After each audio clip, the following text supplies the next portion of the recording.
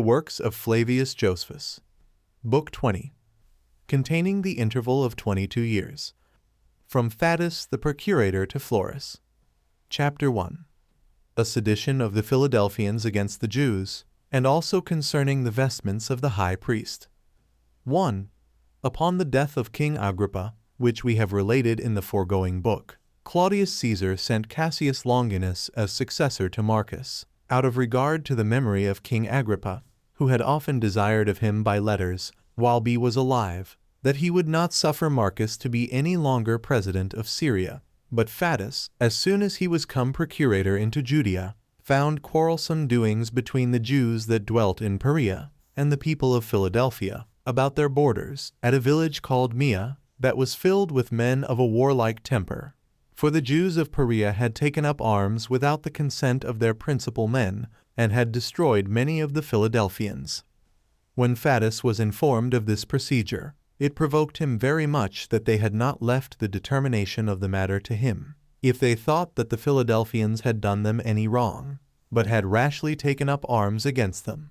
So he seized upon 3 of their principal men, who were also the causes of this sedition, and ordered them to be bound, and afterwards had one of them slain, whose name was Hannibal, and he banished the other 2, Araram and Eleazar. Ptolemy also, the arch-robber, was, after some time, brought to him bound and slain, but not till he had done a world of mischief to Idumea and the Arabians. And indeed, from that time, Judea was cleared of robberies by the care and providence of Fadus. He also at this time sent for the high priests and the principal citizens of Jerusalem, and this at the command of the emperor, and admonished them that they should lay up the long garment and the sacred vestment, which it is customary for nobody but the high priest to wear, in the tower of Antonia, that it might be under the power of the Romans, as it had been formerly. Now the Jews durst not contradict what he had said, but desired Fadus, however, and Longinus, which last was come to Jerusalem, and had brought a great army with him, out of a fear that the rigid injunctions of Fadus should force the Jews to rebel, that they might, in the first place, have leave to send ambassadors to Caesar, to petition him that they may have the holy vestments under their own power, and that, in the next place, they would tarry till they knew what answer Claudius would give to that their request. So they replied, that they would give them leave to send their ambassadors, provided they would give them their sons as pledges for their peaceable behavior. And when they had agreed so to do, and had given them the pledges they desired, the ambassadors were sent accordingly. But when, upon their coming to Rome, Agrippa, Jr., the son of the deceased, understood the reason why they came, for he dwelt with Claudius Caesar, as we said before, he besought Caesar to grant the Jews their request about the holy vestments, and to send a message to Fadus accordingly. 2. Hereupon Claudius called for the ambassadors, and told them that he granted their request, and bade them to return their thanks to Agrippa for this favor, which had been bestowed on them upon his entreaty. And besides these answers of his, he sent the following letter by them. Claudius Caesar Germanicus, tribune of the people the 5th time, and designed consul the 4th time, and imperator the 10th time, the father of his country, to the magistrates, senate, and people, and the whole nation of the Jews, sendeth greeting. Upon the presentation of your ambassadors to me by Agrippa, my friend, whom I have brought up, and have now with me, and who is a person of very great piety, who are come to give me thanks for the care I have taken of your nation, and to entreat me, in an earnest and obliging manner, that they may have the holy vestments, with the crown belonging to them, under their power, I grant their request, as that excellent person Vitalius, who is very dear to me, had done before me. And I have complied with your desire, in the first place, out of regard to that piety which I profess, and because I would have every one worship God according to the laws of their own country. And this I do also because I shall hereby highly gratify King Herod and Agrippa, Jr., whose sacred regards to me, and earnest goodwill to you, I am well acquainted with, and with whom I have the greatest friendship, and whom I highly esteem, and look on as persons of the best character. Now I have written about these affairs to Cuspius Fadus, my procurator. The names of those that brought me your letter are Cornelius, the son of Ciro, Trypho, the son of Fudio, Dorotheus, the son of Nathaniel, and John, the son of Jodar. This letter is dated before the 4th of the calends of July, when Ruffius and Pompeius Silvanus are consuls. 3. Herod also, the brother of the deceased Agrippa, who was then possessed of the royal authority over Chalcis, petitioned Claudius Caesar for the authority over the temple, and the money of the sacred treasure, and the choice of the high priests, and obtained all that he petitioned for. So that after that time this authority continued among all his descendants till the end of the war won. Accordingly, Herod removed the last high priest, called Cynthares, and bestowed that dignity on his successor Joseph, the son of Cantos. Chapter 2. How Helena, the queen of Adiabene, and her son Isaetes embraced the Jewish religion, and how Helena supplied the poor with corn when there was a great famine at Jerusalem. 1. About this time it was that Helena, queen of Adiabene, and her son Isaetes changed their course of life and embraced the Jewish customs, and this on the occasion following. Monobazus, the king of Adiabene, who had also the name of Basius, fell in love with his sister Helena, and took her to be his wife, and begat her with child. But as he was in bed with her one night, he laid his hand upon his wife's belly, and fell asleep, and seemed to hear a voice, which bid him take his hand off his wife's belly, and not hurt the infant that was therein, which, by God's providence, would be safely born, and have a happy end. This voice put him into disorder, so he awaked immediately, and told the story to his wife. And when his son was born, he called him Isaetes. He had indeed Monobazus, his elder brother, by Helena also, as he had other sons by other wives besides. Yet did he openly place all his affections on this his only begotten son Isaetes, which was the origin of that envy which his other brethren, by the same father, bore to him, while on this account they hated him more and more, and were all under great affliction that their father should prefer Isaetes before them. Now although their father was very sensible of these their passions, yet did he forgive them, as not indulging those passions out of an ill disposition, but out of a desire each of them had to be beloved by their father. However, he sent Isaetes, with many presents, to Abenarig, the king of Charax Spicini, and that out of the great dread he was in about him, lest he should come to some misfortune by the hatred his brethren bore him. And he committed his son's preservation to him. Upon which Abenarig gladly received the young man, and had a great affection for him, and married him to his own daughter, whose name was Samacha. He also bestowed a country upon him, from which he received large revenues. 2. But when Monobazus was grown old, and saw that he had but a little time to live, he had a mind to come to the sight of his son before he died. So he sent for him, and embraced him after the most affectionate manner, and bestowed on him the country called Cara. It was a soil that bare amomum in great plenty.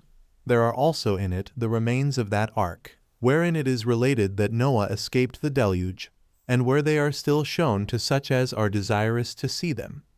3. Accordingly, Isaetes abode in that country until his father's death. But the very day that Monobazus died, Queen Helena sent for all the grandees and governors of the kingdom, and for those that had the armies committed to their command. And when they were come, she made the following speech to them. I believe you are not unacquainted that my husband was desirous Isaetes should succeed him in the government, and thought him worthy so to do. However, I wait your determination. For happy is he who receives a kingdom, not from a single person only, but from the willing suffrages of a great many. This she said, in order to try those that were invited, and to discover their sentiments. Upon the hearing of which, they first of all paid their homage to the queen, as their custom was, and then they said that they confirmed the king's determination, and would submit to it. And they rejoiced that Isaetes' father had preferred him before the rest of his brethren, as being agreeable to all their wishes, but that they were desirous first of all to slay his brethren and kinsmen, that so the government might come securely to Isaetes, because if they were once destroyed, all that fear would be over which might arise from their hatred and envy to him.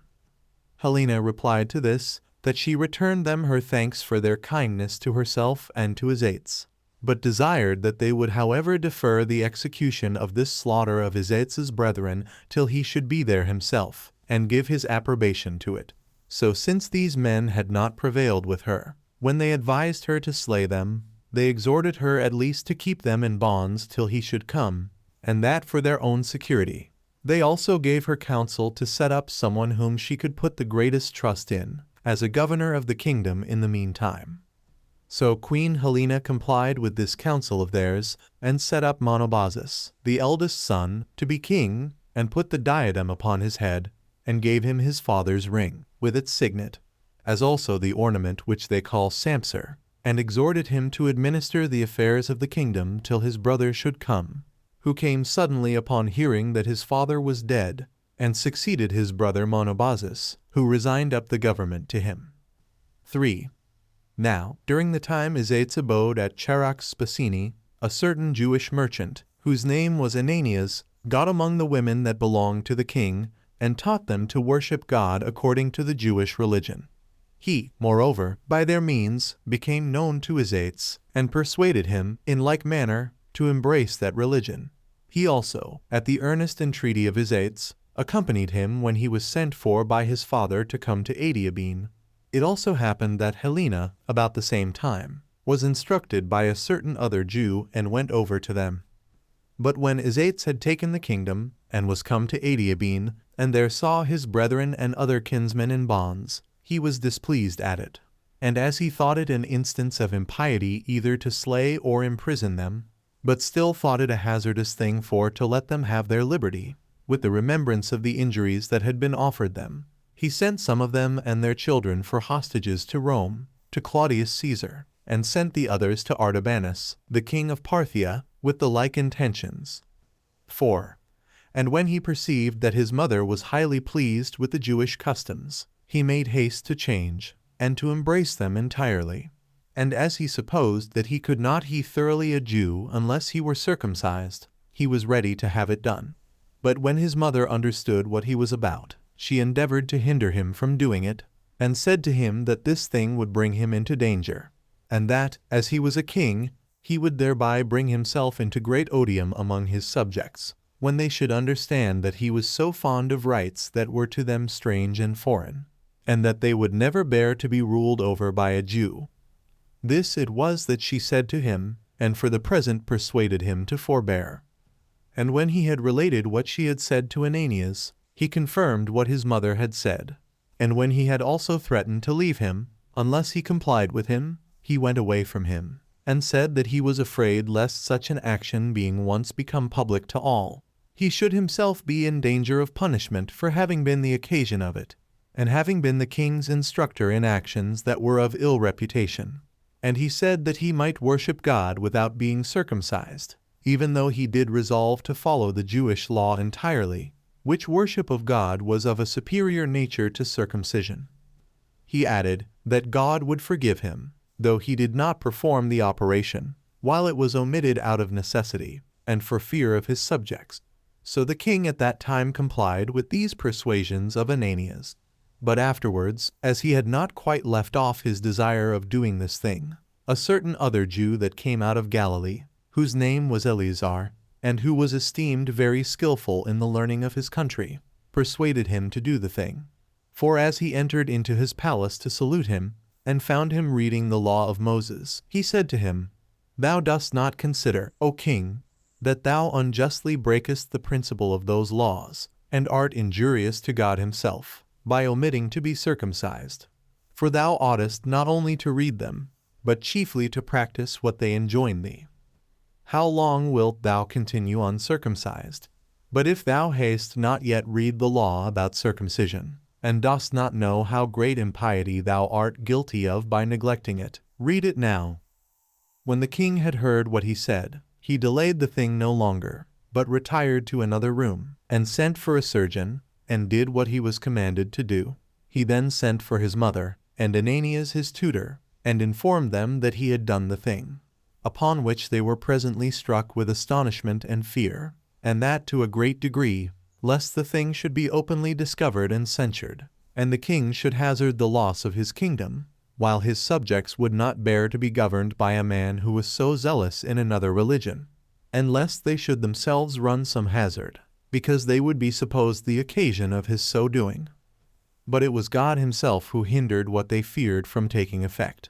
For he preserved both Isaetes himself and his sons when they fell into many dangers, and procured their deliverance when it seemed to be impossible, and demonstrated thereby that the fruit of piety does not perish as to those that have regard to him, and fix their faith upon him only.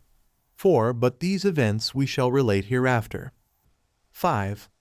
But as to Helena, the king's mother, when she saw that the affairs of Isaetes' kingdom were in peace, and that her son was a happy man, and admired among all men, and even among foreigners, by the means of God's providence over him, she had a mind to go to the city of Jerusalem, in order to worship at that temple of God, which was so very famous among all men, and to offer her thank offerings there. So she desired her son to give her leave to go thither, upon which he gave his consent to what she desired very willingly, and made great preparations for her dismission, and gave her a great deal of money, and she went down to the city Jerusalem, her son conducting her on her journey a great way.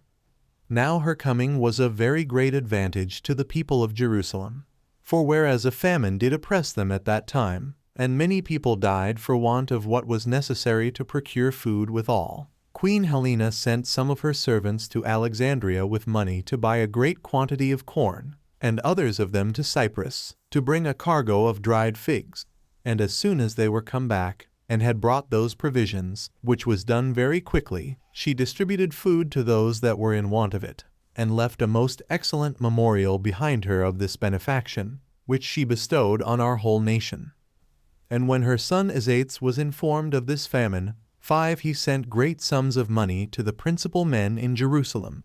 However, what favors this queen and king conferred upon our city Jerusalem shall be further related hereafter. Chapter 3. How Artabanus, the king of Parthia, out of fear of the secret contrivances of his subjects against him, went to Isaetes, and was by him reinstated in his government, as also how Bardanes his son denounced war against Isaetes. 1. But now Artabanus, king of the Parthians, perceiving that the governors of the provinces had framed a plot against him, did not think it safe for him to continue among them, but resolved to go to Isaetes, in hopes of finding some way for his preservation by his means, and, if possible, for his return to his own dominions. So he came to Isaetes, and brought 1,000 of his kindred and servants with him, and met him upon the road, while he well knew Isaetes, but Isaetes did not know him.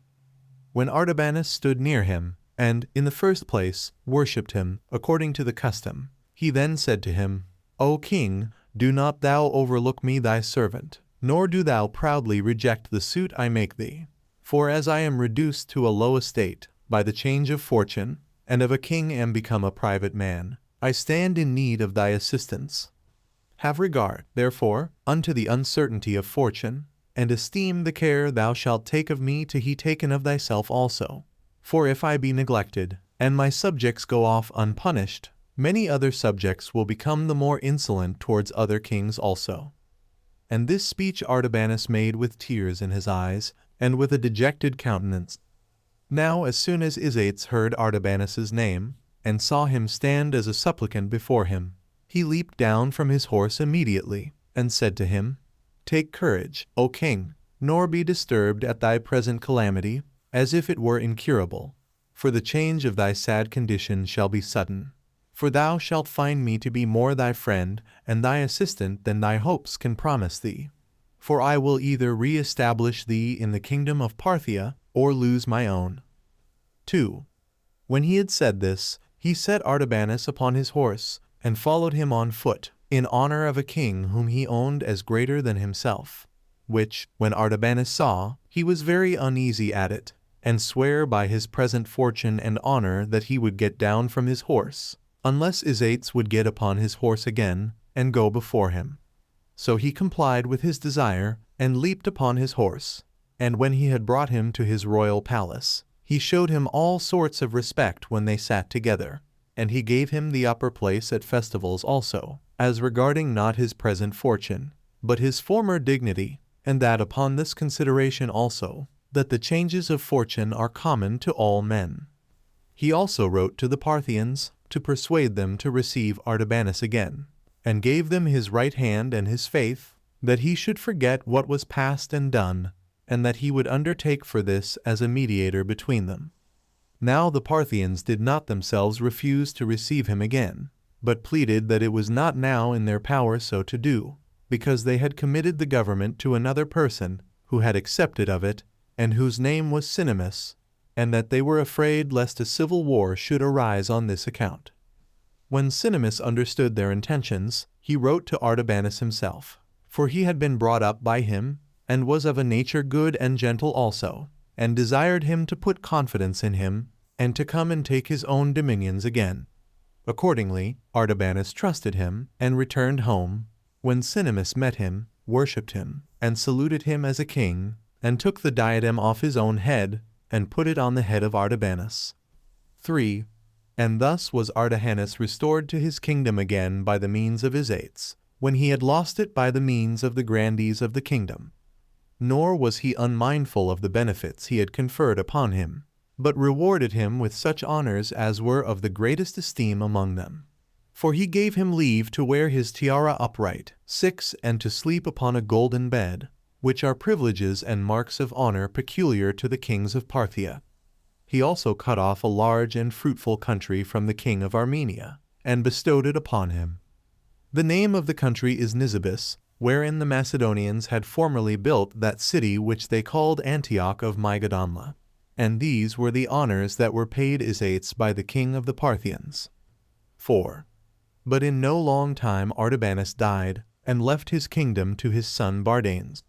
Now this Bardanes came to Isaetes, and would have persuaded him to join him with his army, and to assist him in the war he was preparing to make with the Romans. But he could not prevail with him.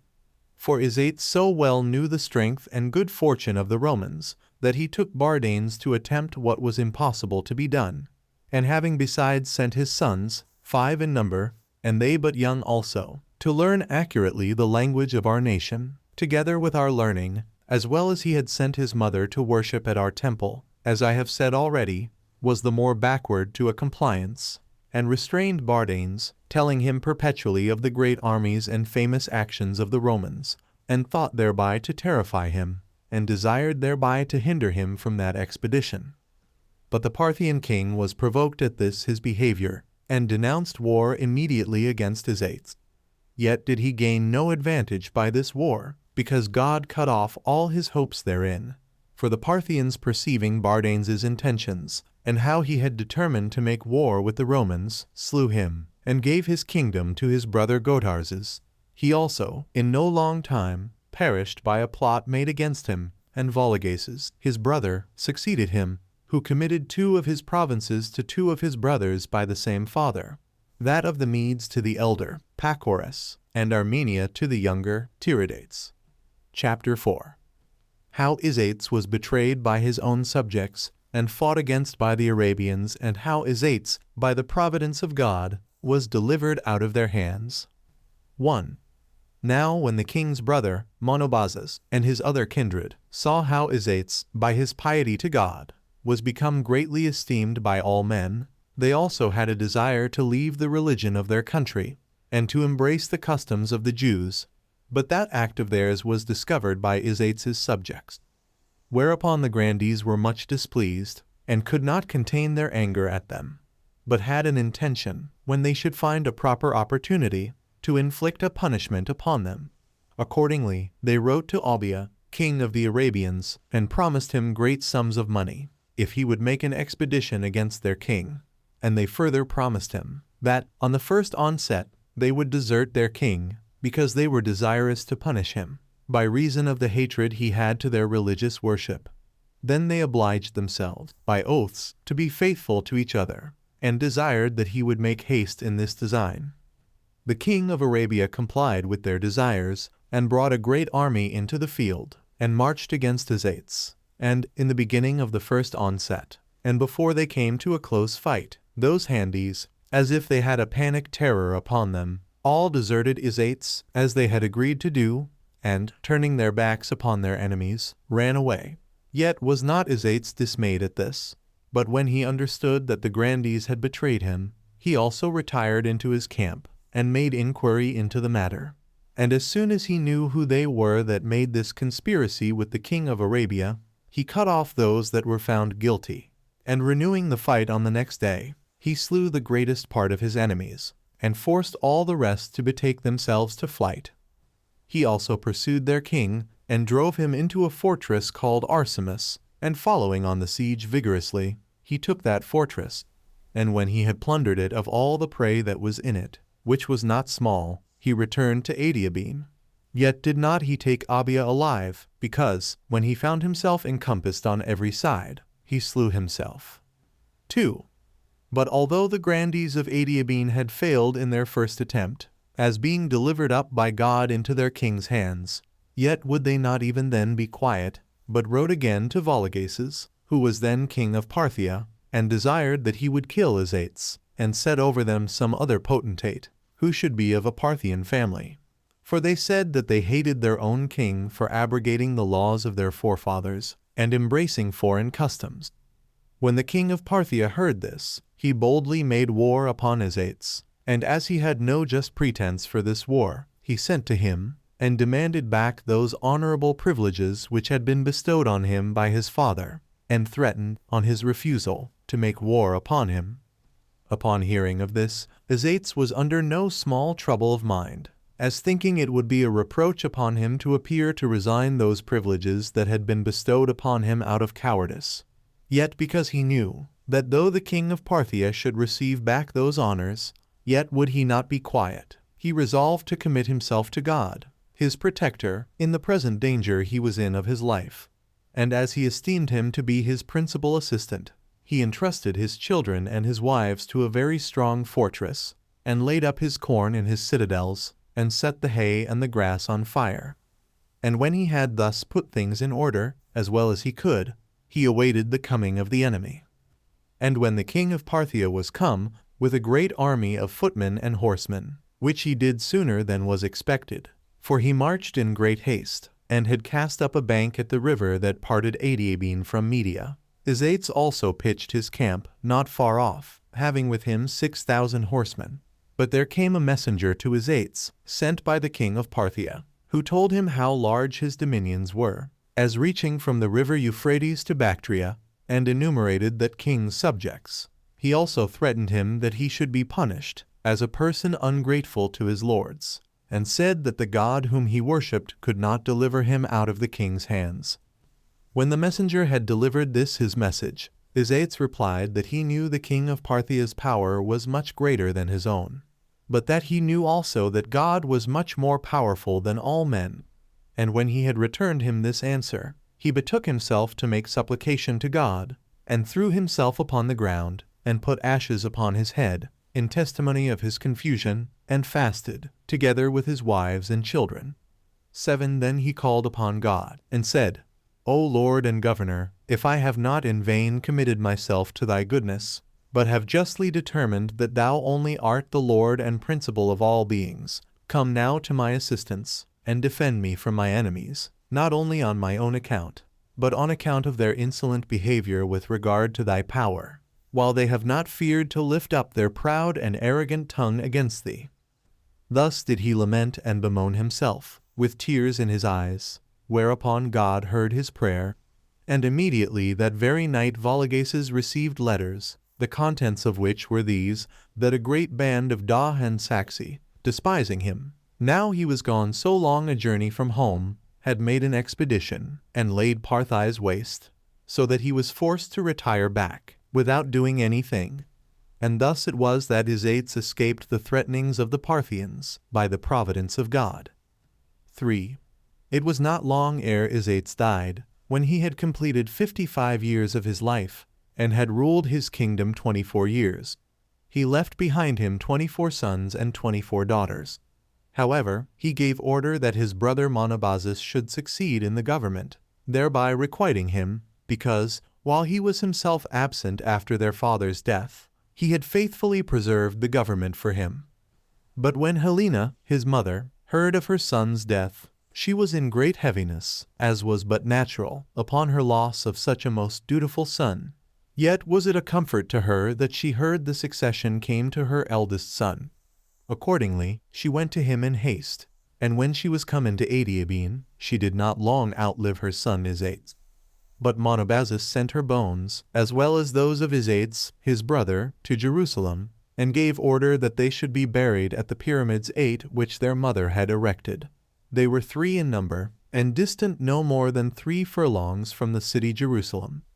But for the actions of Monobazus the king, which he did during the rest of his life, we will relate them hereafter. Chapter 5. Concerning Theudas and the sons of Judas the Galilean, as also what calamity fell upon the Jews on the day of the Passover. 1. Now it came to pass, while Flavius was procurator of Judea, that a certain magician, whose name was Theudas, 9 persuaded a great part of the people to take their effects with them, and follow him to the river Jordan. For he told them he was a prophet, and that he would, by his own command, divide the river, and afford them an easy passage over it. And many were deluded by his words. However, Flavius did not permit them to make any advantage of his wild attempt, but sent a troop of horsemen out against them, who, falling upon them unexpectedly, slew many of them, and took many of them alive. They also took Theudas alive, and cut off his head, and carried it to Jerusalem. This was what befell the Jews in the time of Cuspius Fadus's government. 2. Then came Tiberius Alexander as successor to Fadus. He was the son of Alexander the Alabac of Alexandria, which Alexander was a principal person among all his contemporaries, both for his family and wealth. He was also more eminent for his piety than this his son Alexander, for he did not continue in the religion of his country. Under these procurators that great famine happened in Judea, in which Queen Helena bought corn in Egypt at a great expense, and distributed it to those that were in want, as I have related already. And besides this, the sons of Judas of Galilee were now slain. I mean of that Judas who caused the people to revolt, when Cyrenius came to take an account of the estates of the Jews, as we have showed in a foregoing book. The names of those sons were James and Simon, whom Alexander commanded to be crucified. But now Herod, king of Chalcis, removed Joseph, the son of Commodus, from the high priesthood, and made Ananias, the son of Nebatiu, his successor. And now it was that Cumanus came as successor to Tiberius Alexander, as also that Herod, brother of Agrippa the great king, departed this life, in the 8th year of the reign of Claudius Caesar. He left behind him 3 sons. Aristobulus, whom he had by his first wife, with Bernicianus and Hyrcanus, both whom he had by Bernice his brother's daughter. But Claudius Caesar bestowed his dominions on Agrippa, Jr. 3. Now while the Jewish affairs were under the administration of Quirinus, there happened a great tumult at the city of Jerusalem, and many of the Jews perished therein. But I shall first explain the occasion whence it was derived, when that feast which is called the Passover was at hand, at which time our custom is to use unleavened bread, and a great multitude was gathered together from all parts to that feast. Cumanus was afraid lest some attempt of innovation should then be made by them. So he ordered that 1 regiment of the army should take their arms, and stand in the temple cloisters, to repress any attempts of innovation, if perchance any such should begin. And this was no more than what the former procurators of Judea did at such festivals. But on the 4th day of the feast, a certain soldier let down his breeches, and exposed his privy members to the multitude, which put those that saw him into a furious rage, and made them cry out that this impious action was not done to approach them, but God himself. Nay, some of them reproached Cumanus, and pretended that the soldier was set on by him, which, when Cumanus heard, he was also himself not a little provoked at such reproaches laid upon him. Yet did he exhort them to leave off such seditious attempts, and not to raise a tumult at the festival. But when he could not induce them to be quiet, for they still went on in their reproaches to him, he gave order that the whole army should take their entire armor, and come to Antonia, which was a fortress, as we have said already, which overlooked the temple. But when the multitude saw the soldiers there, they were affrighted at them, and ran away hastily. But as the passages out were but narrow, and as they thought their enemies followed them, they were crowded together in their flight, and a great number were pressed to death in those narrow passages. Nor indeed was the number fewer than 20,000 that perished in this tumult. So instead of a festival, they had at last a mournful day of it. And they all of them forgot their prayers and sacrifices, and betook themselves to lamentation and weeping. So great an affliction did the impudent obsceneness of a single soldier bring upon them. 10. 4. Now before this their first mourning was over, another mischief befell them also. For some of those that raised the foregoing tumult, when they were traveling along the public road, about 100 furlongs from the city, robbed Stephanus, a servant of Caesar, as he was journeying, and plundered him of all that he had with him. Which things when Quirinus heard of, he sent soldiers immediately, and ordered them to plunder the neighboring villages, and to bring the most eminent persons among them in bonds to him. Now, as this devastation was making, one of the soldiers seized the laws of Moses that lay in one of those villages, and brought them out before the eyes of all present, and tore them to pieces. And this was done with reproachful language, and much scurrility. Which things when the Jews heard of, they ran together, and that in great numbers, and came down to Caesarea, where Cumanus then was, and besought him that he would avenge, not themselves, but God himself, whose laws had been affronted. For that they could not bear to live any longer, if the laws of their forefathers must be affronted after this manner. Accordingly Cumanus, out of fear lest the multitude should go into a sedition, and by the advice of his friends also, took care that the soldier who had offered the affront to the laws should be beheaded, and thereby put a stop to the sedition which was ready to be kindled a second time. Chapter 6. How there happened a quarrel between the Jews and the Samaritans, and how Claudius put an end to their differences. 1. Now there arose a quarrel between the Samaritans and the Jews on the occasion following. It was the custom of the Galileans, when they came to the holy city at the festivals, to take their journeys through the country of the Samaritans. 11. And at this time there lay, in the road they took, a village that was called Ginia, which was situated in the limits of Samaria and the great plain, where certain persons thereto belonging fought with the Galileans, and killed a great many of them. But when the principal of the Galileans were informed of what had been done, they came to Cumanus, and desired him to avenge the murder of those that were killed. But he was induced by the Samaritans, with money, to do nothing in the matter. Upon which the Galileans were much displeased, and persuaded the multitude of the Jews to betake themselves to arms, and to regain their liberty, saying that slavery was in itself a bitter thing, but that when it was joined with direct injuries, it was perfectly intolerable. And when their principal men endeavored to pacify them, and promised to endeavor to persuade Quirinus to avenge those that were killed, they would not hearken to them, but took their weapons, and entreated the assistance of Eleazar, the son of Dineus, a robber, who had many years made his abode in the mountains, with which assistance they plundered many villages of the Samaritans. When Cumanus heard of this action of theirs, he took the band of Sebast, with 4 regiments of footmen, and armed the Samaritans, and marched out against the Jews, and caught them, and slew many of them, and took a great number of them alive. Whereupon those that were the most eminent persons at Jerusalem, and that both in regard to the respect that was paid them, and the families they were of, as soon as they saw to what a height things were gone, put on sackcloth, and heaped ashes upon their heads, and by all possible means besought the seditious, and persuaded them that they would set before their eyes the utter subversion of their country, the conflagration of their temple, and the slavery of themselves, their wives, and children. 12. Which would be the consequences of what they were doing, and would alter their minds, would cast away their weapons, and for the future be quiet, and return to their own homes. These persuasions of theirs prevailed upon them.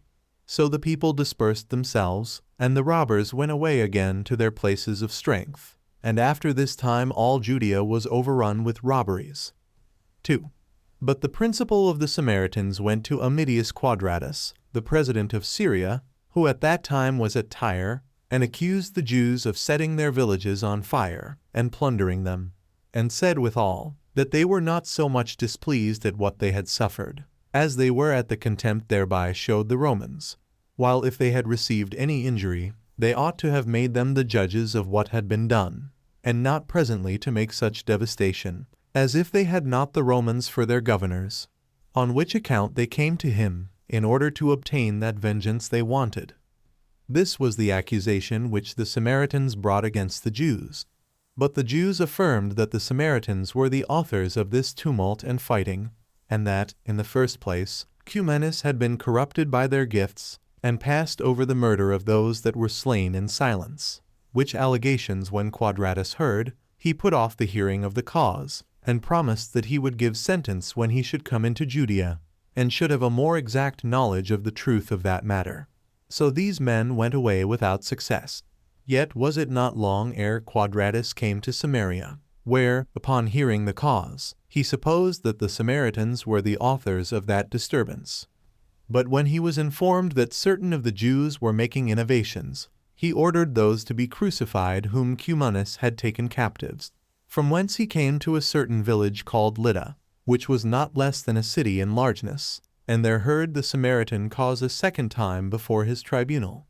And there learned from a certain Samaritan that one of the chief of the Jews, whose name was Dorcas, and some other innovators with him, 4 in number, persuaded the multitude to a revolt from the Romans, whom Quadratus ordered to be put to death.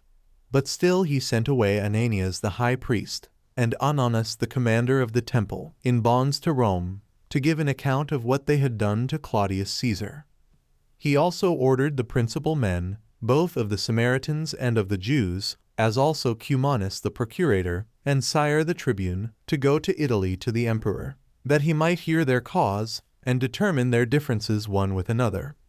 But he came again to the city of Jerusalem, out of his fear that the multitude of the Jews should attempt some innovations. But he found the city in a peaceable state, and celebrating one of the usual festivals of their country to God. So he believed that they would not attempt any innovations, and left them at the celebration of the festival, and returned to Antioch. 3. Now Cumanus, and the principal of the Samaritans, who were sent to Rome, had a day appointed them by the emperor whereon they were to have pleaded their cause about the quarrels they had one with another.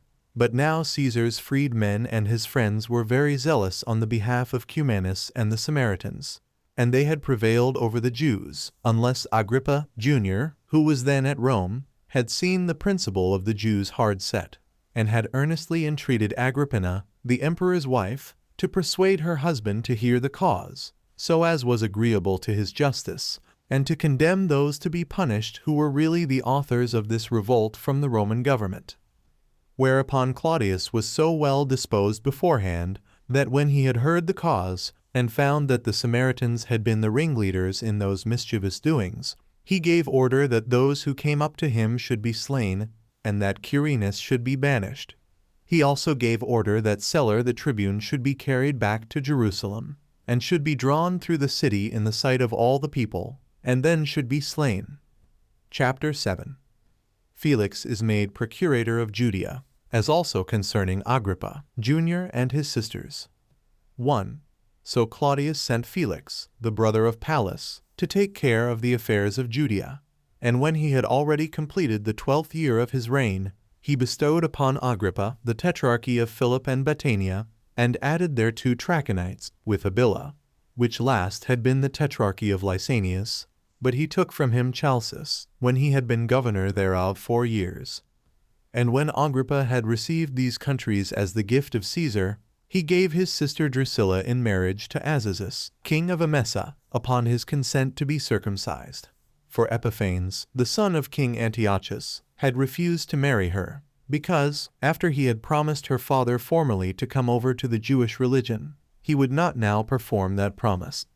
He also gave Mariamne in marriage to Archelaus, the son of Helcias, to whom she had formerly been betrothed by Agrippa her father, from which marriage was derived a daughter, whose name was Bernice. 2. But for the marriage of Drusilla with Azazus, it was in no long time afterward dissolved upon the following occasion. While Felix was procurator of Judea, he saw this Drusilla, and fell in love with her. For she did indeed exceed all other women in beauty. And he sent to her a person whose name was Simon 13, one of his friends. A Jew he was, and by birth a Cypriot, and one who pretended to be a magician, and endeavored to persuade her to forsake her present husband, and marry him, and promised that if she would not refuse him, he would make her a happy woman. Accordingly she acted ill, and because she was desirous to avoid her sister Bernice's envy, for she was very ill treated by her on account of her beauty, was prevailed upon to transgress the laws of her forefathers, and to marry Felix. And when he had had a son by her, he named him Agrippa. But after what manner that young man, with his wife, perished at the conflagration of the mountain Vesuvius, 14 in the days of Titus Caesar, shall be related hereafter. 15. 3. But as for Bernice, she lived a widow a long while after the death of Herod king of Chalcis, who was both her husband and her uncle. But when the report went that she had criminal conversation with her brother, Agrippa, Jr., she persuaded Ptolemy, who was king of Cilicia, to be circumcised, and to marry her, as supposing that by this means she should prove those calumnies upon her to be false. And Ptolemy was prevailed upon, and that chiefly on account of her riches. Yet did not this matrimony endure long, but Bernice left Ptolemy, and, as was said, with impure intentions. So he forsook at once this matrimony, and the Jewish religion, and, at the same time, Mariamne put away Archelaus, and was married to Demetrius, the principal man among the Alexandrian Jews, both for his family and his wealth. And indeed he was then their alabatic. So she named her son whom she had by him Agrippinus. But of all these particulars we shall hereafter treat more exactly. 16. Chapter 8. After what manner upon the death of Claudius, Nero succeeded in the government, as also what barbarous things he did, concerning the robbers, murderers, and impostors, that arose while Felix and Festus were procurators of Judea. 1. Now Claudius Caesar died when he had reigned 13 years, 8 months, and 20 days. 17. And a report went about that he was poisoned by his wife Agrippina. Her father was Germanicus, the brother of Caesar. Her husband was Domitius Aenobarbus, one of the most illustrious persons that was in the city of Rome. After whose death, and her long continuance in widowhood, Claudius took her to wife. She brought along with her a son, Domtitus, of the same name with his father. He had before this slain his wife Messalina, out of jealousy, by whom he had his children Britannicus and Octavia. Their eldest sister was Antonia, whom he had by Paulina his first wife. He also married Octavia to Nero, for that was the name that Caesar gave him afterward, upon his adopting him for his son. 2. But now Agrippina was afraid, lest, when Britannicus should come to man's estate, he should succeed his father in the government, and desired to seize upon the principality beforehand for her own son Nero, upon which the report went that she thence compassed the death of Claudius. Accordingly, she sent Burrhus, the general of the army, immediately, and with him the tribunes, and such also of the freedmen as were of the greatest authority, to bring Nero away into the camp, and to salute him emperor.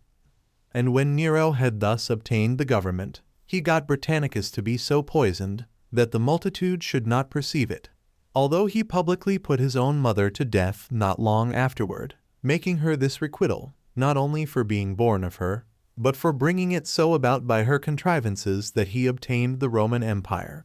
He also slew Octavia his own wife, and many other illustrious persons, under this pretense that they plotted against him. 3. But I omit any further discourse about these affairs, for there have been a great many who have composed the history of Nero, some of which have departed from the truth of facts out of favor, as having received benefits from him, while others, out of hatred to him, and the great ill will which they bear him, have so impudently raved against him with their lies, that they justly deserve to be condemned. Nor do I wonder at such as have told lies of Nero, since they have not in their writings preserved the truth of history as to those facts that were earlier than his time, even when the actors could have no way incurred their hatred, since those writers lived a long time after them. But as to those that have no regard to truth, they may write as they please, for in that they take delight.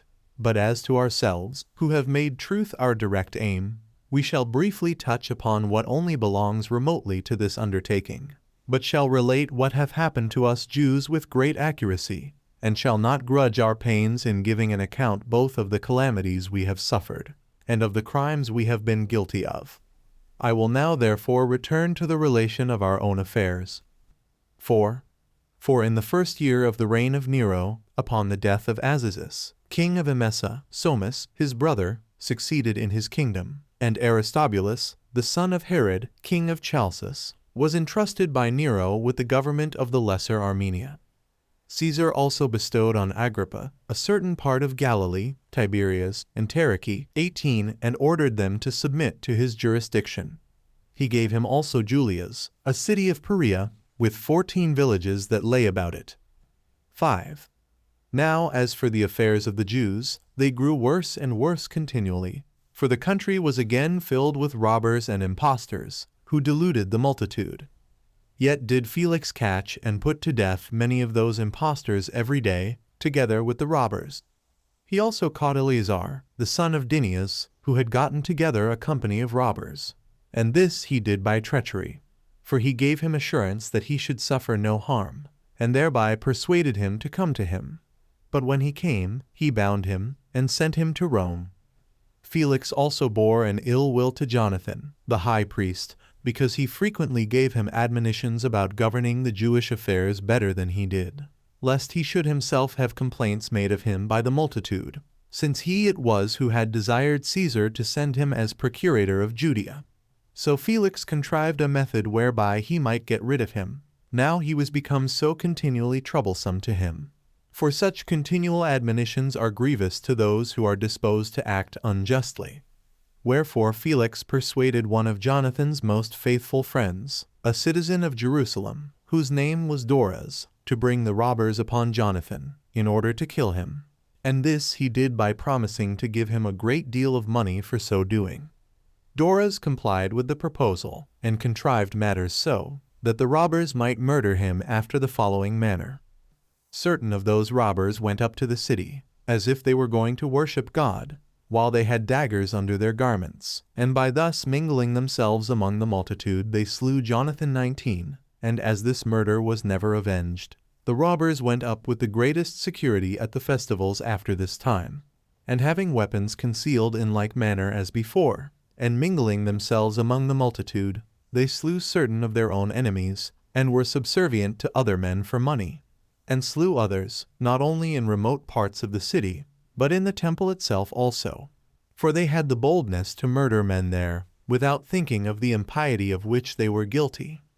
And this seems to me to have been the reason why God, out of his hatred of these men's wickedness, rejected our city.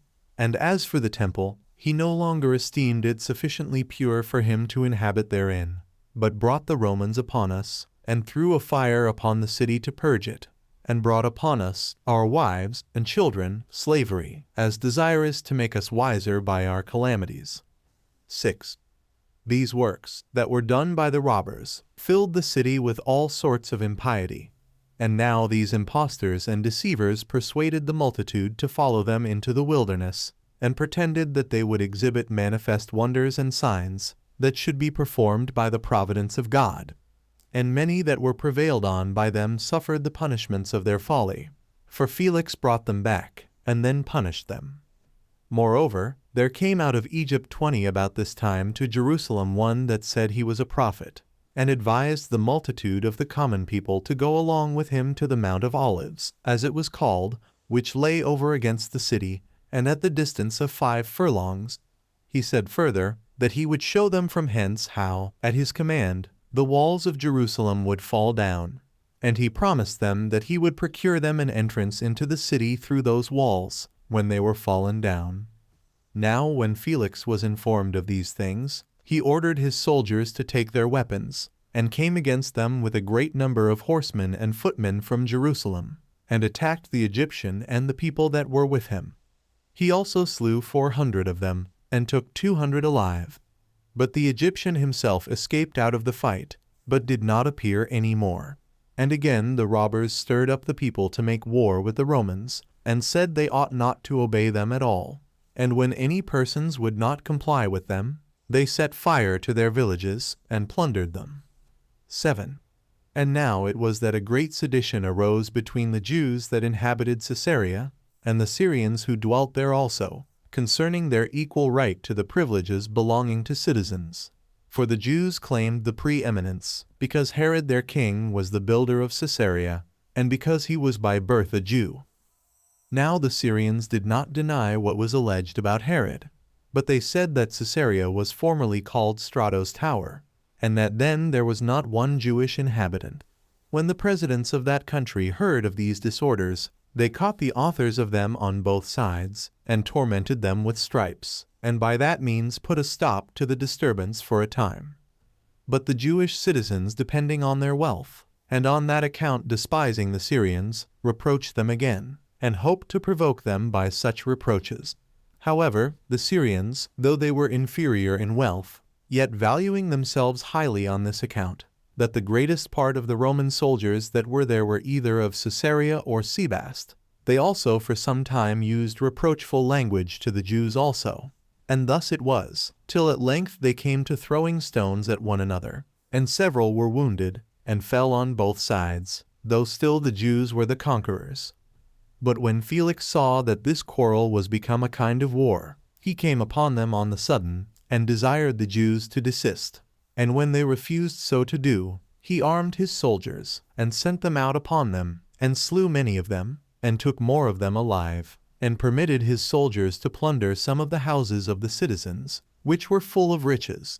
Now those Jews that were more moderate, and of principal dignity among them, were afraid of themselves, and desired of Felix that he would sound a retreat to his soldiers, and spare them for the future, and afford them room for repentance for what they had done. And Felix was prevailed upon to do so. 8. About this time King Agrippa gave the high priesthood to Ismail, who was the son of Fabi. And now arose a sedition between the high priests and the principal men of the multitude of Jerusalem, each of which got them a company of the boldest sort of men, and of those that loved innovations about them, and became leaders to them. And when they struggled together, they did it by casting reproachful words against one another, and by throwing stones also. And there was nobody to reprove them.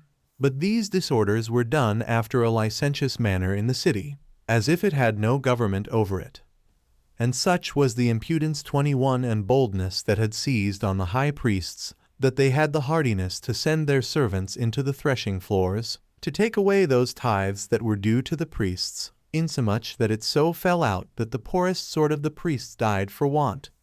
To this degree did the violence of the seditious prevail over all right and justice.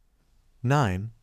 Now when Porcius Festus was sent as successor to Felix by Nero, the principal of the Jewish inhabitants of Caesarea went up to Rome to accuse Felix, and he had certainly been brought to punishment, unless Nero had yielded to the importunate solicitations of his brother Pallas, who was at that time had in the greatest honor by him. 2 of the principal Syrians in Caesarea persuaded Burrhus, who was Nero's tutor, and secretary for his Greek epistles, by giving him a great sum of money, to disannul that equality of the Jewish privileges of citizens which they hitherto enjoyed.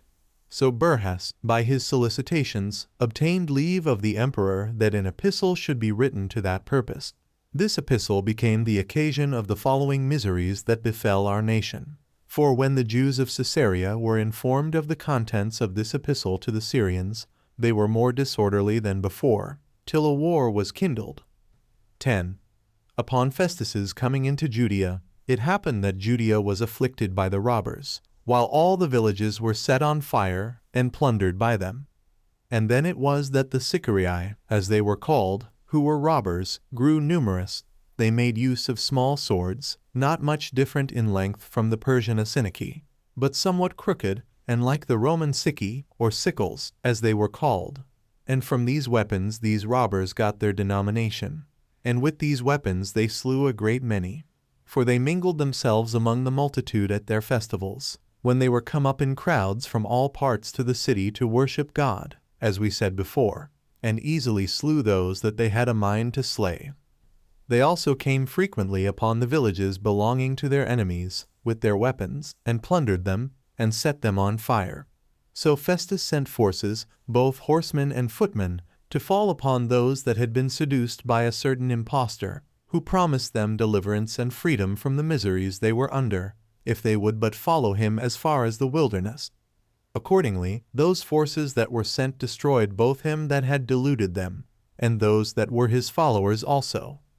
11. About the same time King Agrippa built himself a very large dining room in the royal palace at Jerusalem, near to the portico. Now this palace had been erected of old by the children of Asamoneus, and was situate upon an elevation, and afforded a most delightful prospect to those that had a mind to take a view of the city, which prospect was desired by the king. And there he could lie down, and eat, and thence observe what was done in the temple. Which thing, when the chief men of Jerusalem saw, they were very much displeased at it. For it was not agreeable to the institutions of our country or law, that what was done in the temple should be viewed by others, especially what belonged to the sacrifices.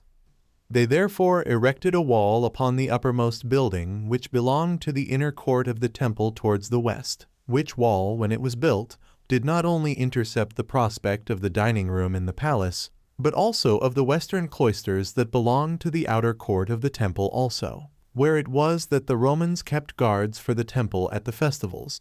At these doings both King Agrippa, and principally Festus the procurator, were much displeased, and Festus ordered them to pull the wall down again. But the Jews petitioned him to give them leave to send an embassage about this matter to Nero. For they said they could not endure to live if any part of the temple should be demolished. And when Festus had given them leave so to do, they sent 10 of their principal men to Nero, as also Ismael the high priest, and Helcias, the keeper of the sacred treasure. And when Nero had heard what they had to say, he not only forgave 22 them what they had already done, but also gave them leave to let the wall they had built stand. This was granted them in order to gratify Poppaea, Nero's wife, who was a religious woman, and had requested these favors of Nero, and who gave order to the 10 ambassadors to go their way home, but retained Helcias and Ismael as hostages with herself. As soon as the king heard this news, he gave the high priesthood to Joseph, who was called Cabbai, the son of Simon, formerly high priest. Chapter 9. Concerning Albinus, under whose procuratorship James was slain, as also what edifices were built by Agrippa. 1. And now Caesar, upon hearing the death of Festus, sent Albinus into Judea as procurator.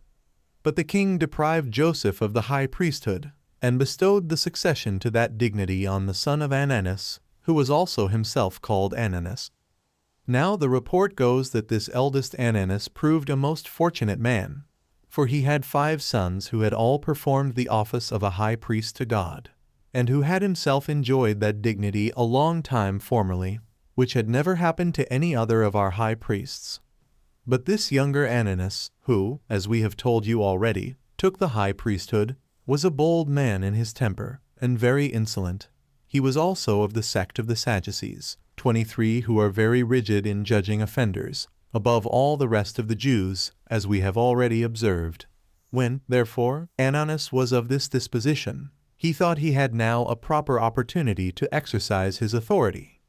Festus was now dead, and Albinus was but upon the road.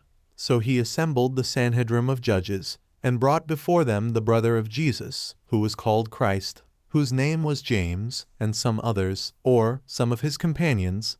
And when he had formed an accusation against them as breakers of the law, he delivered them to be stoned. But as for those who seemed the most equitable of the citizens, and such as were the most uneasy at the breach of the laws, they disliked what was done. They also sent to the king Agrippa, desiring him to send to Ananus that he should act so no more, for that what he had already done was not to be justified. Nay, some of them went also to meet Albinus, as he was upon his journey from Alexandria, and informed him that it was not lawful for Ananus to assemble a Sanhedrim without his consent. 24. Whereupon Albinus complied with what they said, and wrote in anger to Ananus, and threatened that he would bring him to punishment for what he had done. On which King Agrippa took the high priesthood from him, when he had ruled but 3 months, and made Jesus, the son of Damnius, high priest. 2. Now as soon as Albinus was come to the city of Jerusalem, he used all his endeavors and care that the country might be kept in peace, and this by destroying many of the Sicarii. But as for the high priest, Ananias 25, he increased in glory every day, and this to a great degree, and had obtained the favor and esteem of the citizens in a signal manner. For he was a great hoarder up of money. He therefore cultivated the friendship of Albinus, and of the high priest Jesus, by making them presents. He also had servants who were very wicked, who joined themselves to the boldest sort of the people, and went to the thrashing floors, and took away the tithes that belonged to the priests by violence, and did not refrain from beating such as would not give these tithes to them. So the other high priests acted in the like manner, as did those his servants, without any one being able to prohibit them. So that some of the priests, that of old were wont to be supported with those tithes, died for want of food. 3. But now the Sicarii went into the city by night, just before the festival, which was now at hand, and took the scribe belonging to the governor of the temple, whose name was Eleazar, who was the son of Ananus and Ananias the high priest, and bound him, and carried him away with them.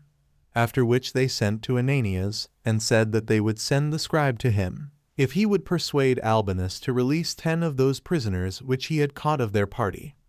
So Ananias was plainly forced to persuade Albinus, and gained his request of him.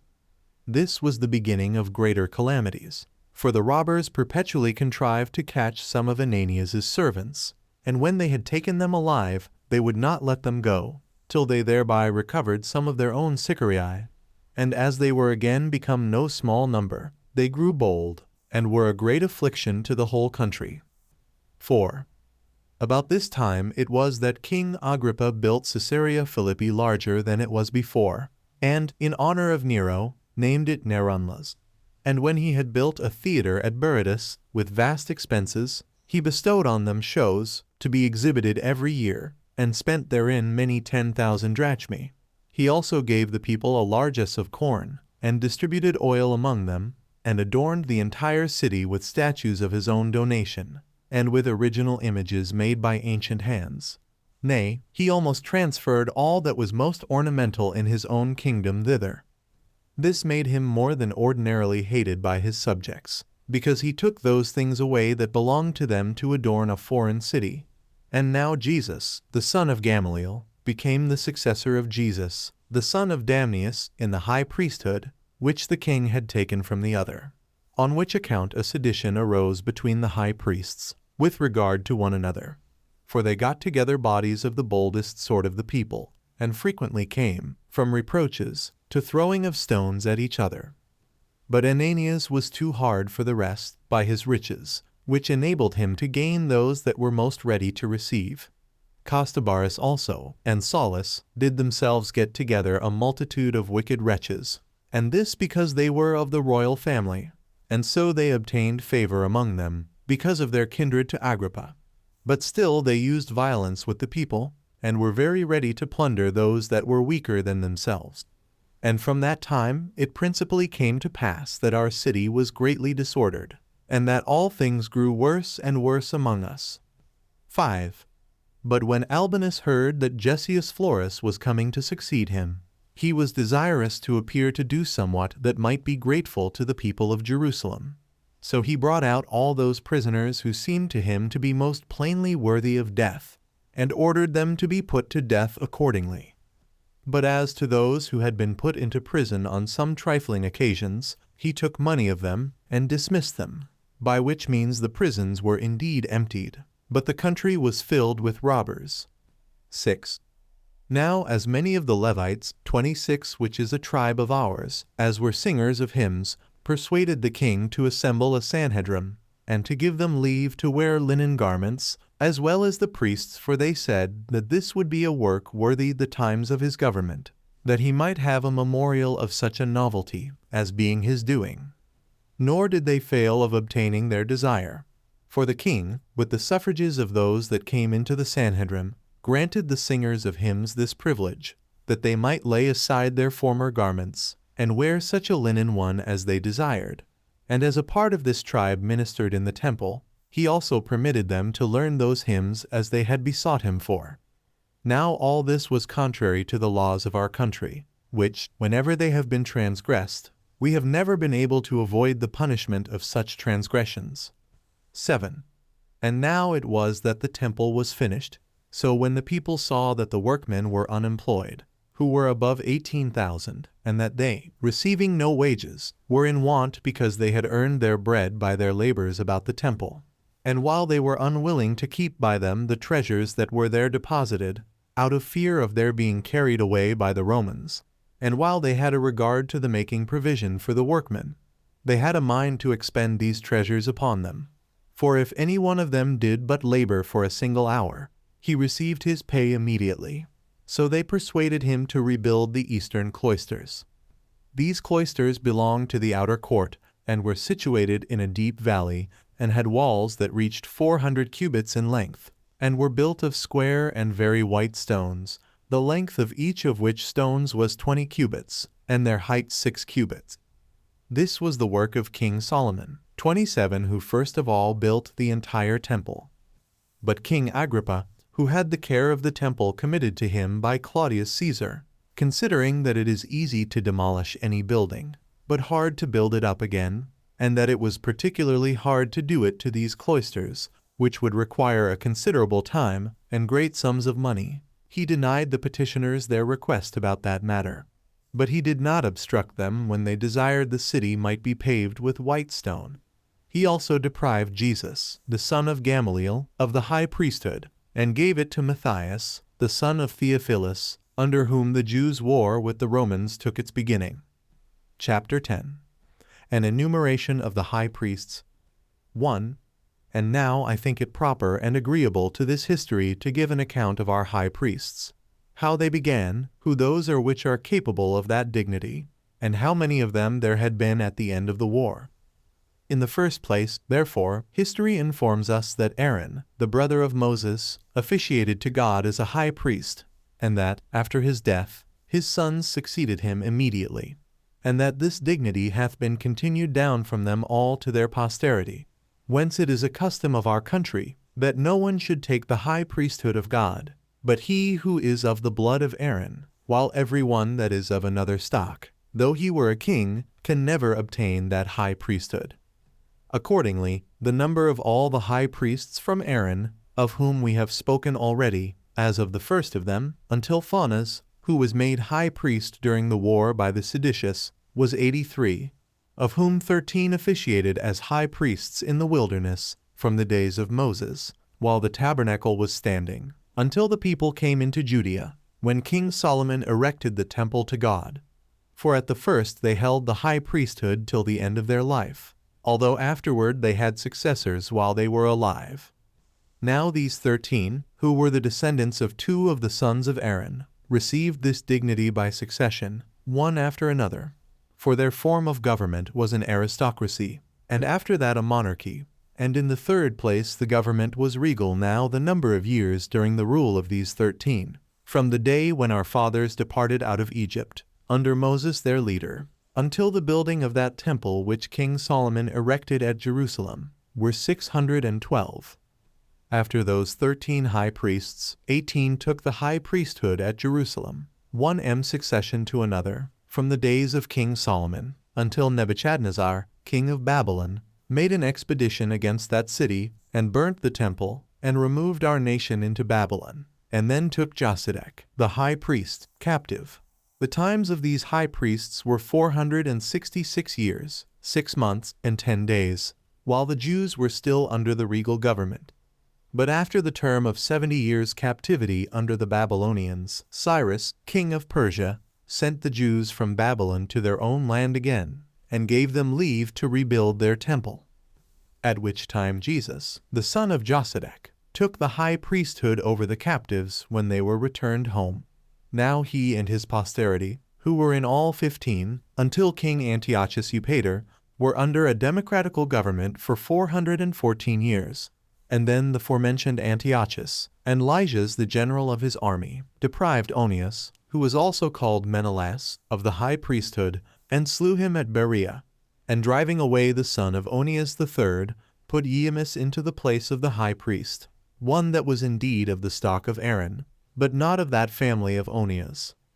On which account Onias, who was the nephew of Onias that was dead, and bore the same name with his father, came into Egypt, and got into the friendship of Ptolemy Philometor, and Cleopatra his wife, and persuaded them to make him the high priest of that temple, which he built to God in the prefecture of Heliopolis, and this in imitation of that at Jerusalem.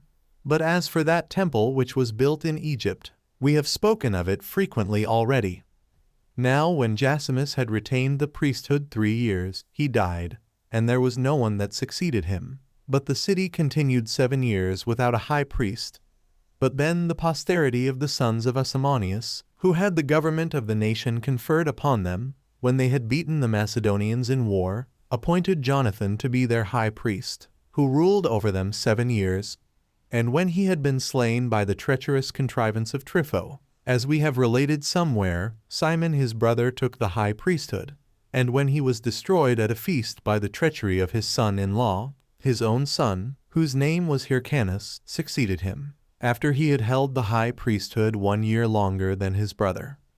This Hyrcanus enjoyed that dignity 30 years, and died an old man, leaving the succession to Judas, who was also called Aristobulus, whose brother Alexander was his heir, which Judas died of a sore distemper, after he had kept the priesthood, together with the royal authority.